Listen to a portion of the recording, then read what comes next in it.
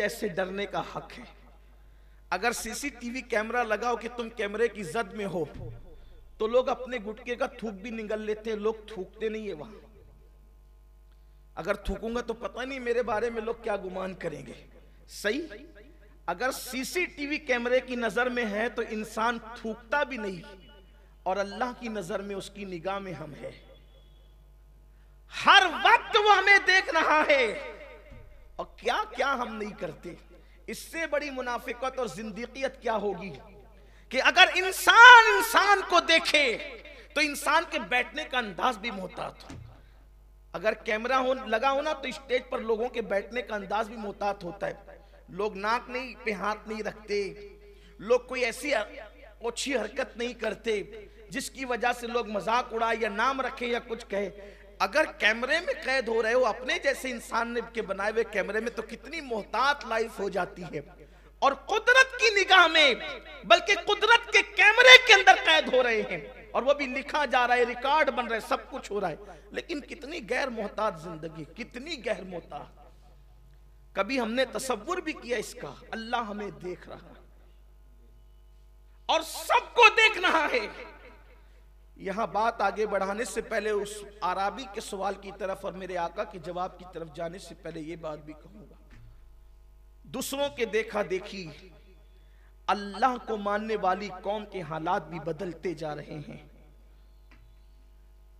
अब दिसंबर का आखिरी हफ्ता है और शायद इसी हफ्ते के अंदर 31 दिसंबर होगी, जिसे लोग 31st नाइट के नाम से जानते हैं। यही सब होगा। और अब ये लानत और नहुसत बड़े शहरों से, मगरबी शहरों से चलते चलते मशरिक में आई, और मशरिक में भी बड़े जो वो हिंद के बड़े बड़े शहरों से अब हमारे मालेगांव शहर के अंदर भी ये नहुसत और लानत आ गई। अब यहां भी 31st नाइट का एहतमाम होने लगा है, इसलिए कि लोग मरऊब इतने हो गए मगरिबी तहजीब से, अंग्रेजों से, अंग्रेजों की तहजीब से, उनके कल्चर से इतने मरऊब हो गए, अब अपने आप ही हो रहा है। और जिनको मिलादुन नबी के मौके पर जो बेचैनी रहती थी शिर्क और बिदअत के फतवे देने की, इस वक्त वो कुछ कहने के लिए तैयार नहीं, जबकि यही 31st नाइट का मौका है। शराब, जिना, लिवातत, बदकारी, बदफेली, डांस, बारों का आबाद किया जाना, पैसों का लुटाना, पैसों का जाय करना, ये सब कुछ हो रहा है। बल्कि अभी तो हमारे शहर मालेगांव के एक बुर्का फरोश ने, बुर्का मेकर ने अखबारात के अंदर मजमून शाये करवाया, उसने मजमून लिखा।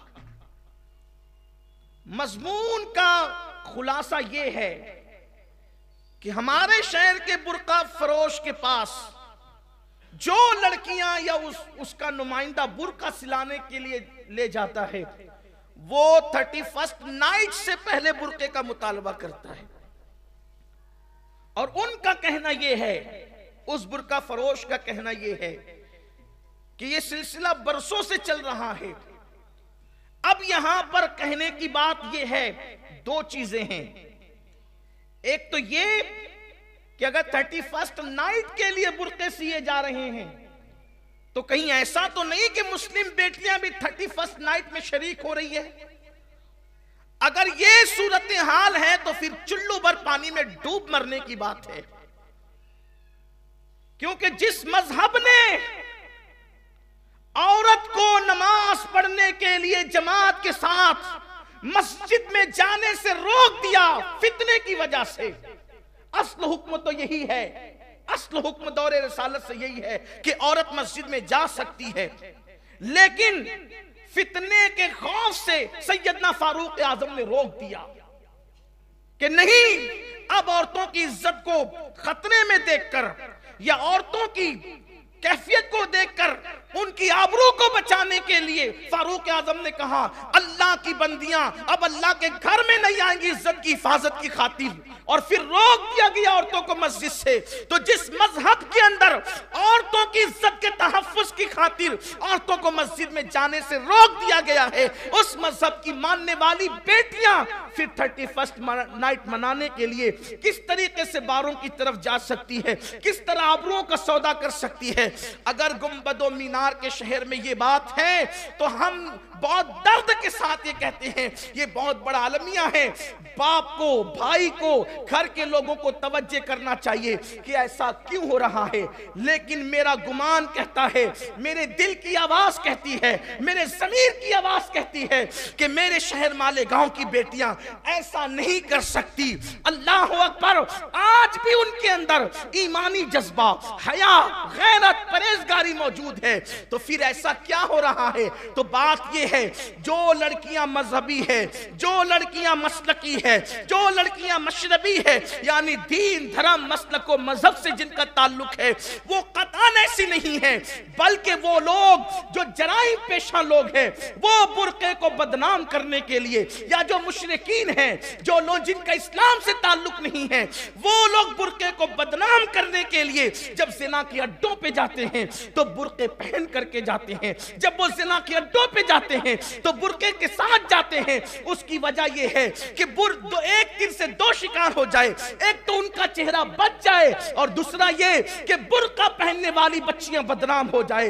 अब ऐसी नाजुक सूरत हाल में बुर्के वाली की इज्जत भी बच जाए और ये जराइम पेशा लोग बेनकाब हो जाए, तो उसके लिए करना क्या चाहिए? क्या नेक बच्चियां बुर्का छोड़ दे? क्या नेक बच्चियां बुर्का तर्क कर दे? नहीं नहीं, बुर्का हम तर्क नहीं कर सकते। फिर क्या करें? उसका तरीका सबसे खूबसूरत जो मेरे जहन में आता है वो ये है कि फिर हम ये बुर्का न पहने, मेरी बेटियां ये बुर्का न पहने, मेरी बहनें ये बुर्का न पहने, बल्कि जो मदनी बुर्का है, जो मुस्तफा जाने रहमत के दौर में पहना जाता था, वो बुर्का बच्चियां पहनना शुरू कर दे तो आवारा लड़कियों में और कनीज़ाने फातिमा के अंदर दोनों में फर्क हो जाएगा। आप कहेंगे ये मदनी बुर्का कौन सा है, मदीने वाले की तहजीब के मुताबिक बुर्का कौन सा है? तो उम्मुल मोमिन हज़रत आयशा सिद्दीक़ा रज़ी अल्लाह ताला अन्हा फरमाती है कि हुजूर के दौर में जो बुर्का पहना जाता था वो इंतहाई भद्दा बुर्का होता था। औरतें जब चलती थी तो ऐसा लगता था कि जैसे उनके सरों पे कौवे बैठे हुए हैं, और इतना ढीला ढाला होता था, उस पे कोई डिजाइन नहीं होती थी, उस पे कोई रंग रोगन वाला मामला नहीं होता था। यानी कि ये जो डिजाइन वाले बुर्के ये सब नहीं, बहुत सादा सिंपल बुर्का होता था। बल्कि आज से 900 साल पहले इमाम गजाली ने फतवा दिया था कि डिजाइन वाला बुर्का पहनना नाजायज है, सिंपल बुर्के पर आ जाएं शरीफ लड़कियां अगर आबरू बचाना चाहती हैं। तो फिर ये फर्क हो सकता है कि चूंकि जराइम पेशा लड़कियां तो ये सिंपल बुर्का नहीं पहन सकती, जैसे जराइम पेशा लोग सुन्नते रसूल के सांचे में नहीं ढल सकते। आप देख लें, जराइम पेशा लोग दाढ़ियां रख लेते हैं लेकिन सुन्नत के सांचे में नहीं ढल पाते हैं। तो इसीलिए फिर फर्क हो जाता है कि अस्ल गुलाम मुस्तफा कौन है, जराइम पेशा लोग कौन है। तो इसी तरीके से बुर्के में भी एक पहचान बना ली जाए। बुर्के सिंपल हो, बड़ा भद्दा कपड़ा, यहां तो कीमती से कीमती कपड़ा होता है,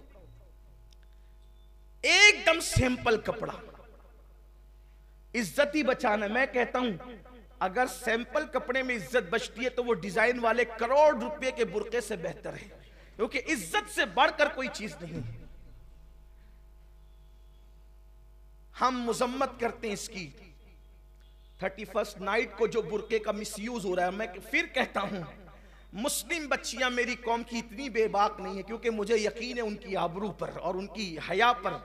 जो मस्जिद आने के लिए जिद नहीं करती वो बार में क्या जाएगी, और जो जाती हैं उनका सैयदा फातिमा ज़हरा से कोई ताल्लुक नहीं, इसलिए जाती है। वरना जो कनीज़े फातिमा होगी वो तो मर जाना पसंद करेगी, लेकिन कभी बार में जाना पसंद नहीं करेगी। इसलिए हमें भी थोड़ा सा ध्यान रखना पड़ेगा, हमें भी थोड़ी तवज्जो करनी पड़ेगी। हर नौजवान की जुत्थे अपने मोहल्ले में बैठकर नजर रखे, कौन कहां आता है कौन कहां जाता है। थोड़ा सा इस पर सिर्फ नमाज रोजा पढ़ करके अपनी जिम्मेदारी पूरी नहीं होती। ये जो इदारे बना बना रखे ना मोहल्लों के अंदर, ये सिर्फ रात के 3-3 बजे तक पड़े रहकर के औंधे पड़े रहकर टीवी देखने के लिए नहीं है। ये जो मोहल्ले के इदारे कल्बे हैं ना, इनको अपना काम करना चाहिए। ये बैठे मोहल्लों के अंदर और नजर रखे कौन कहां जा रहा है, और अगर किसी के कदम गलत तरफ उठते देखे तो उसके माँ बाप को तंबीह करें। अगर मोहल्ले में रहना होगा तो मुस्तफा जान रहमत के कानून के मुताबिक जिंदगी गुजारना होगा। और मुस्तफा जान रहमत का कानून क्या है? किसी मुल्क के खिलाफ कानून नहीं है। मुस्तफा जान रहमत का कानून है औरत की इज्जत की हिफाजत, एक दूसरे की इज्जत की हिफाजत, एक दूसरे के वक़ार की हिफाजत, हलाल रोजी, यही उनका कानून है। वल्लाह कोई सच्चा मुल्क मुस्तफा जान रहमत के कानून का कभी मुखालिफ नहीं हो सकता, इसलिए कि उनका कानून तो पूरी कायनात के लिए और इतना खूबसूरत है। सुबह उठना, जल्दी उठना उनका कानून है, पूरा लिबास पहनना उनका कानून है, गरीबों की झोली भरना उनका कानून है, मुस्कुरा कर लोगों के दिल जीतना उनका कानून है, लोगों का बोझ उठाना उनका कानून है, खुद भूखे रह के दूसरों को खिलाना उनका कानून है, खुद पेट में पत्थर बांधकर दूसरों को अता करना उनका कानून है, गरीबों को माला माल करना उनका कानून है, बेटियों की आबरू बचाना उनका कानून है, बेटियों के सर पे शफकत का हाथ रखना उनका कानून है, बेटी आ जाए तो इस्तिकबाल के लिए खड़े हो जाना उनका कानून है। यही सब तो उनका कानून है और क्या है। बल्कि उनका कानून तो यह कि तेरी सीरत तेरी सूरत जमाने से निराली है, तेरी हर हर अदा प्यारे दलील बेमिसाल। अगर मेरी बहनों तक ये पैगाम पहुंच रहे तो उनसे भी कहता हूं, अगर कोई इस बला से सरशार है, अगर कोई इस बला में सरशार है और इस बला से सरशार है, तो उससे कहता हूं खुदा के लिए जवानी में रंगरेलियां मत करो। एक दिन इस बदन पे झुर्रियां भी पड़नी है, एक दिन ये बदन कब्र में भी जाना है। अगर कोई अपने हुस्न की नुमाइश करने के लिए और हुस्न को रोकड़ा करने के लिए तैयार है तो उसको मालूम होना चाहिए कि अल्लाह का अज़ाब बड़ा सख्त है। इन्ना बत्श रब्बिका लशदीद, तेरे रब की पकड़ बड़ी सख्त है। और जिन मर्दों की तरफ जेवर और दौलत और बाइक पर घूमना और पार्कों में घूमने की लालच में अगर कोई कौम की बेटी किसी का हाथ पकड़कर जा रही है तो उसको मालूम होना चाहिए कि मर्दों का हाल गुलिस्तां के भौरों से भी ज्यादा खुदगर्ज है।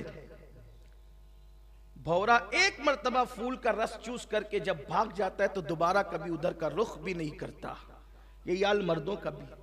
अगर किसी ने कह दिया कि मैं तुमसे प्यार करता हूं तो वहां ढेर हो जाना, ये कोई अकलमंदी और दानिशमंदी नहीं है। ऐ कौम की नादान बेटियों, अगर किसी के एक जुमले पर कि मैं तुझसे प्यार करता हूं ढेर हो जाना सबसे बड़ी गैर दानिशमंदी का काम है, क्योंकि वो एक ही जुमले पर आपका पूरा रस निचोड़ने के लिए तैयार है, आपकी जवानी लूटने के लिए तैयार है, आपकी आबरू लूटने के लिए। उससे सवाल तो करती कि अगर वाकई उसके दिल में इतना दर्द भरा और प्यार भरा दिल होता तो वो अपनी दूध पिलाने वाली मां से प्यार क्यों नहीं करता? वो उंगली पकड़कर चलाने वाले बाप से क्यों प्यार नहीं करता? वो दूध शरीक बहन से क्यों प्यार नहीं करता? जो बदबख्त और कमबख्त इस कदर हवस परस्त हो कि वो अपनी दूध पिलाने वाली मां से प्यार ना कर सके, वो तुमसे क्या प्यार कर सकेगा? इसलिए खुदा के लिए अपनी हद में रहो। इस्लाम से बढ़कर किसी का कोई खैर खा नहीं है, इस्लाम से बढ़कर के कोई तहफ्फुज फराम नहीं कर सकता, इस्लाम से बढ़कर कोई आबरू को तहफ्फुज नहीं दे सकता। इसलिए अगर कोई बुर्के को बदनाम करना चाहता है तो इंशाअल्लाह हम बुर्के को तो बदनाम नहीं होने देंगे। जैसे दाढ़ी बदनाम नहीं होने दी, एक वक्त था कि लोग दाढ़ी को टारगेट कर रहे थे, लेकिन आज आ गए वहीं।